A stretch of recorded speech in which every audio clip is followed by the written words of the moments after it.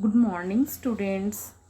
আজকে আমরা আলোচনা করব অষ্টম শ্রেণীর পাঠ্য বইয়ের নবম অধ্যায় অর্থাৎ ত্রিভুজের দুটি বাহু ও তাদের বিপরীত কোণের সম্পর্ক অধ্যায়টির কষে দেখি 9 এর 4 অঙ্কটি। প্রশ্নে বলা হয়েছে এবি এবং সিডি দুটি সমান্তরাল সরলরেখার উপর ই ও এফ দুটি বিন্দু, ইএফ সরলরেখাংশের মধ্যবিন্দু ও বিন্দু দিয়ে যে কোনো সরলরেখাংশ টানা হলো যা এবি ও সিডি সরলরেখাকে যথাক্রমে পি ও কিউ বিন্দুতে ছেদ করে।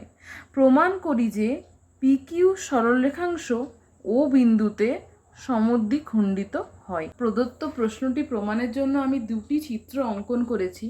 যদিও এক্ষেত্রে একটি চিত্র অঙ্কনই যথেষ্ট, তথাপি বোঝানোর সুবিধার্থে আমি দুটো চিত্র অঙ্কন করেছি। উভয় ক্ষেত্রেই আমি এবি এবং সিডি দুটি সমান্তরাল সরলরেখা অঙ্কন করেছি। এবি এর উপর ই বিন্দু এবং সিডি এর উপর এফ বিন্দু নিয়েছি। প্রথম ক্ষেত্রে ই বিন্দুটিকে সামান্য উপরে এবং এফ বিন্দুটিকে সামান্য নিচে, দ্বিতীয় ক্ষেত্রে ই বিন্দুটিকে সামান্য নিচে এবং এ বিন্দুটিকে সামান্য উপরে নিয়েছি এবং ই এফ উভয় ক্ষেত্রে যুক্ত করেছি। ইএফ এর মধ্যবিন্দু ও বিন্দু দিয়ে পি কিউ সরলরেখা উভয় ক্ষেত্রেই অঙ্কন করেছি। এখন আমরা আমাদের প্রমাণটি 1 নম্বর চিত্রের সাহায্যে করব, কিন্তু 2 নম্বর চিত্রের ক্ষেত্রেও এর প্রমাণটি একই রকমই হবে। তোমরা চাইলে সেটি করে দেখতে পারো। তোমাদের কাছে আমার প্রশ্ন রইল, যদি এক্ষেত্রে এবি এবং সিডি সরলরেখার উপর ইএফ সরলরেখা লম্বভাবে থাকতো, সেক্ষেত্রে ইএফ এবং পিকিউ সরলরেখার মধ্যে কি সম্পর্ক হতো সেটা তোমরা আমাকে কমেন্ট বক্সে জানাবে। প্রদত্ত এবি এবং সিডি দুটি সমান্তরাল সরলরেখার উপর ই ও এফ দুটি বিন্দু, ইএফ সরলরেখাংশের মধ্যবিন্দু অর্থাৎ এবি সমান্তরাল সিডি এবং ই ও সমান ও এফ, এবি সমান্তরাল সিডি এবং ই ও সমান ও এফ, অর্থাৎ ই ও এই দূরত্ব এবং ও এফ এই দূরত্ব সমান।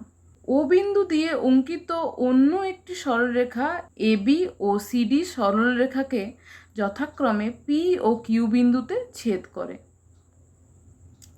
ও বিন্দু দিয়ে অঙ্কিত অন্য একটি সরলরেখা এটা এবি ও সিডিকে যথাক্রমে পি ও কিউ বিন্দুতে ছেদ করে। প্রামাণ্য কি? প্রামাণ্য হলো পি কিউ সরলরেখাংশ ও বিন্দুতে সমদ্বিখণ্ডিত হয়, অর্থাৎ পিও সমান ও কিউ। মানে কি প্রমাণ করতে হবে? এই যে পি ও দূরত্ব এবং ও কিউ দূরত্ব এরা সমান, অর্থাৎ এই যে দূরত্বটা আর এই দূরত্বটা সমান। প্রমাণ: ত্রিভুজ ই ও পি এবং ত্রিভুজ কিউ ও এফ এর, অর্থাৎ কোন দুটো ত্রিভুজ? এই দুটো ত্রিভুজ ই ও পি এবং ত্রিভুজ কিউ ও এফ, এদের কি বলেছে? অ্যাঙ্গেল পিইও সমান অ্যাঙ্গেল কিউএফও। কেন? একান্তর কোণ। পিইও মানে এই যে কোণটা সমান কিউএফও, অর্থাৎ এই কোণটা।